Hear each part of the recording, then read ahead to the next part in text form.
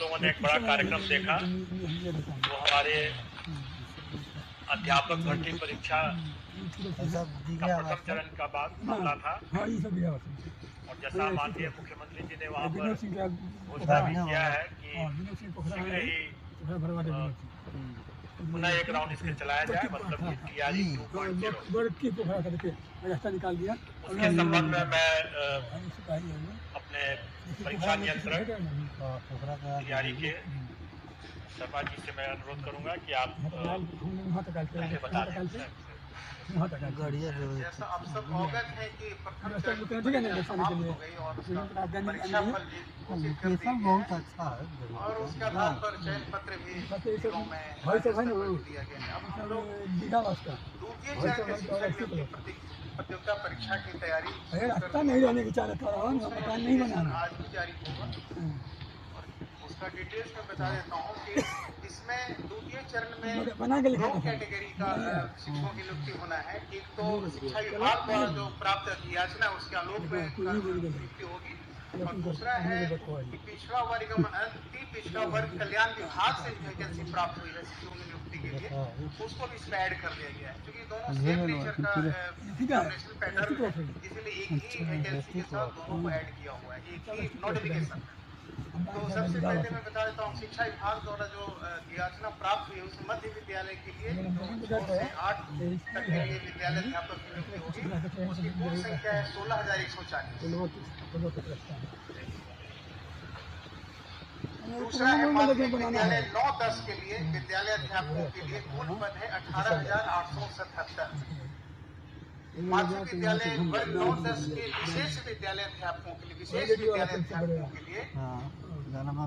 संख्या है 270।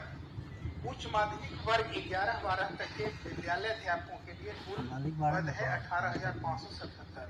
ये द्वितीय चरण में इतनी वैकेंसी प्राप्त है। इसी तरह पिछड़ा वर्ग एवं अति पिछड़ा वर्ग कल्याण विभाग के अंतर्गत जो वैकेंसी प्राप्त हुई है उसमें प्रारंभिक शिक्षक प्रशिक्षित होंगे 6 से 8 तक के लिए, उसमें कुल पदों की संख्या है 234। माध्यमिक शिक्षक स्नातक प्रशिक्षित टीजीटी जिसको कहते हैं 9-10 के लिए उसकी कुल संख्या है 248। उच्च माध्यमिक स्नातकोत्तर टीजीटी 11-12 के लिए उनकी संख्या कुल है 403 और प्रधानाध्यापकों का ये भी पद प्राप्त हुआ है 31। इसकी परीक्षा एक साथ होगी अलग अलग कैटेगरी में। परीक्षा का जो पैटर्न है जो उसका सिलेबस तो डिटेल्स लोग वैकेंसी में डाल देंगे, नोटिफिकेशन में सारा डिटेल्स रहेगा कि किस स्तर का होगा, कौन सा विषय होगा, इस सभी विषयों को उल्लेख किया रहेगा। लेकिन समय यही है कि परीक्षा जो होगा वो 2.5 घंटे का होगा और एक ही सब्जेक्ट होगा, मतलब एक ही एग्जाम होगा जिसमें भाग 1 में होगा भाषा जो क्वालिफाइंग नेचर का होगा, उसकी संख्या 30 नंबर का 30 सवाल होगा। सामान्य अध्ययन भाग 2 होगा वो 40 नंबर का होगा और विषय जिस विषय के वो शिक्षक बनेंगे उस विषय से सवाल 80 नंबर का होगा भाग 3। तो इसमें सिर्फ यही देखना है कि भाषा सामान्य अध्ययन और विषय भाग 3 एक ही प्रश्न पत्र एक ही बुकलेट में रहेंगे।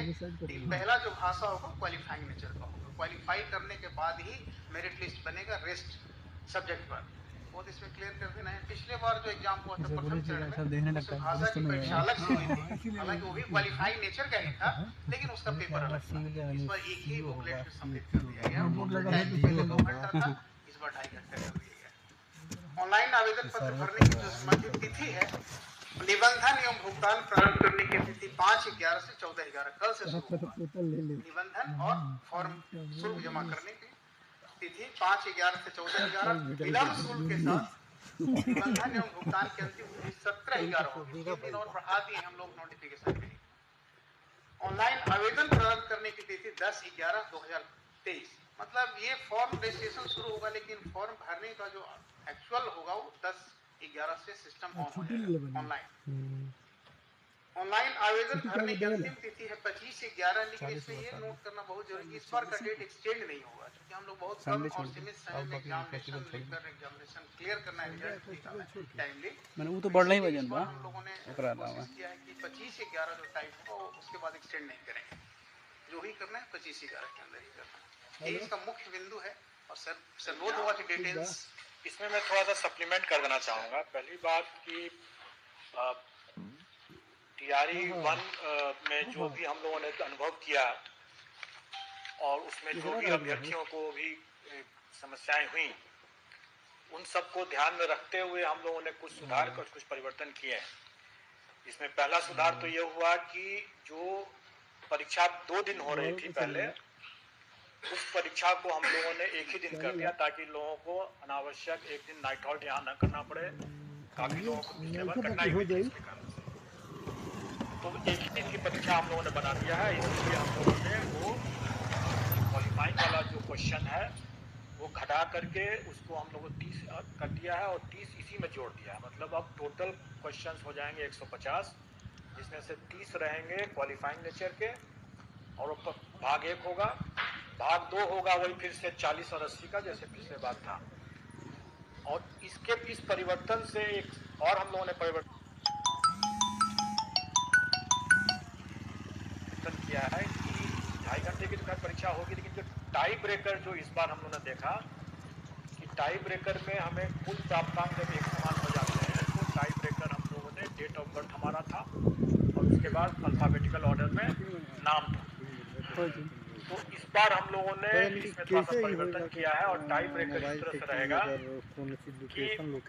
क्योंकि भाषा वाला तो 30 नंबर वैसे भी क्वालिफाइंग नेचर का मेधा में नहीं जुड़ रहा है, टोटल मार्क्स पे 130 नंबर ही होंगे जो भाग 2 और भाग 3 अभी भेज दे बनी हम देख सकत उसके बाद जब लोकेशन भेज तो दे फिर हम मेन पेपर का प्राप्तांक होगा।